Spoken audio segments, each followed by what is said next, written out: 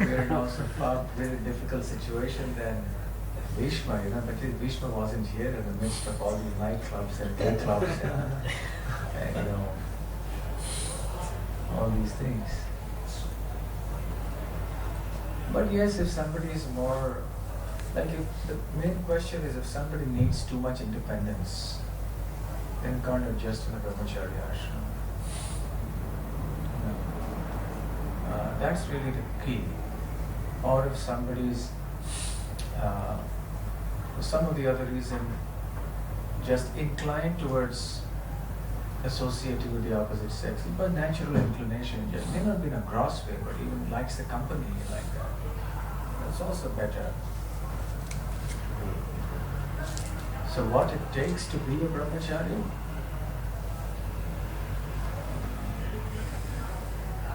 Just effort, that's all. People have different propensities remain. It's also a question of attitude. Especially if out in the Western countries, people are more individualistic and more independent-minded. So for them to adjust to collective living in a small place is difficult because in the West, everyone wants their own space, physically and also mentally. Everyone wants to have their own thing, want to be independent. So that's the general, modern, liberal Western attitude, which makes it difficult for people to live in an ashram situation. Because in an ashram situation, you practically have very little independence. You're living together in a small space, cramped up like that. And there's rigid discipline. You share everything. You have to stand in line for the toilet, for the bathroom, for prasadam, for everything. So yes, it's restrictive on the mind. So if someone's mind is not tuned to that, if he cannot adjust his mind to accommodate this restriction, then he finds it hard to remain a brahmachari. Of course, sometimes it so happens that the call of the senses are too strong. Sometimes it may happen like that. But then who is there in this world whose senses do not call him? Right?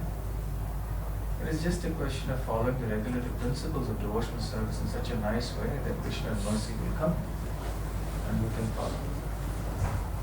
You remember in the convention, brahmachari convention, there was a topic of who can make it as a brahmachari?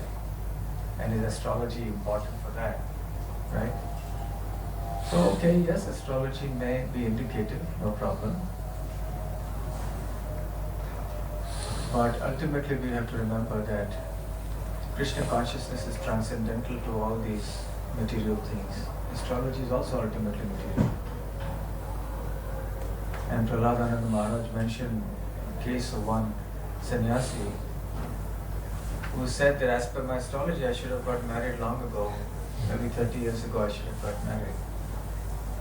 And still going on. So astrology may have a role to play. When I became a brahmachari, my family was very upset. It's not like England where, family attachment is not strong. So probably here, if you haven't moved out of your parents' house by age of 17, if you haven't gone out yourself, they will move you out. Go out and make it on your own. Probably. Has that happened? Yes. Sometimes. You need space for the dog. Any space for the dog to be, yes. But their attachment is very strong, so they were really upset and it was quite a difficult situation. And then they went to some astrologer who was known to them. And he looked at the chart and he said, no, this one has renunciation in his chart. So no point you getting upset about it because it's there. You can't do anything. So then they kind of cooled down because they knew they couldn't do anything about it. And this I came to know only when I took sannyas. When my mother happened to tell somebody else this, that they saw on the chart at that time.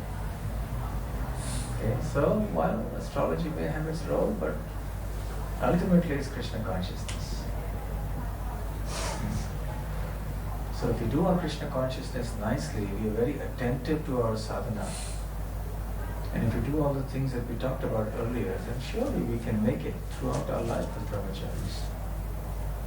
But we have to take precautions. We shouldn't associate more than necessary with Matajis.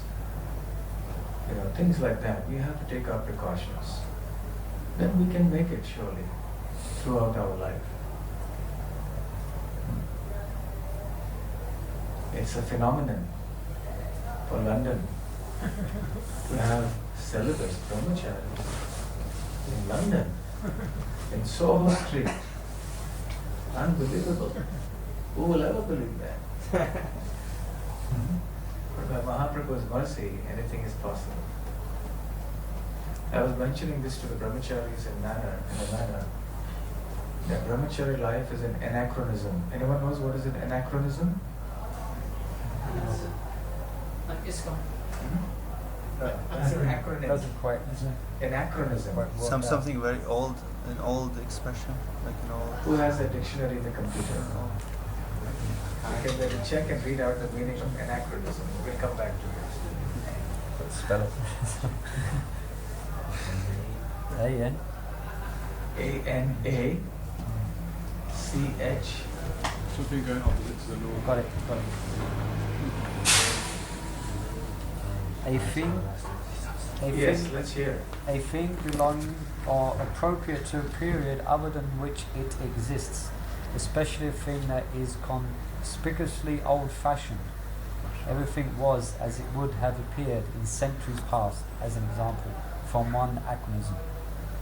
Yes, that's exactly what it is, isn't it? That's what the world thinks about celibacy now, in brahmacharya. Can you read that again, Murli Manohar? A thing belonging or appropriate to a period other...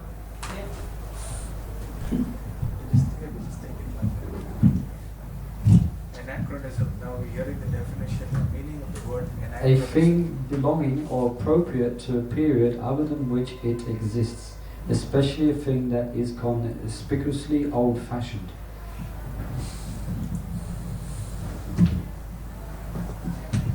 That was for Russian. Can you say anything? So, in this age of liberalism, when everything goes and anything must go, so celibacy is something out of order. You understood that, Alexei? You were saying something about Russian? What did you say? I didn't get you. I don't think he understood. Yeah, I was looking for some clarification. Clarification. So, Old-fashioned. it's old-fashioned. It's old-fashioned. Out of date. Yes, out of date. It's something that was meant for centuries ago, not in the modern age. Celibacy now. Now is the time of nightclubs and gay clubs, not of celibacy. That's what people think, right? Here. This is the time of free sex. For liberal thinking, restrictive thinking. So therefore it's out of date, out of fashion, old-fashioned. That's the meaning of the word anachronism.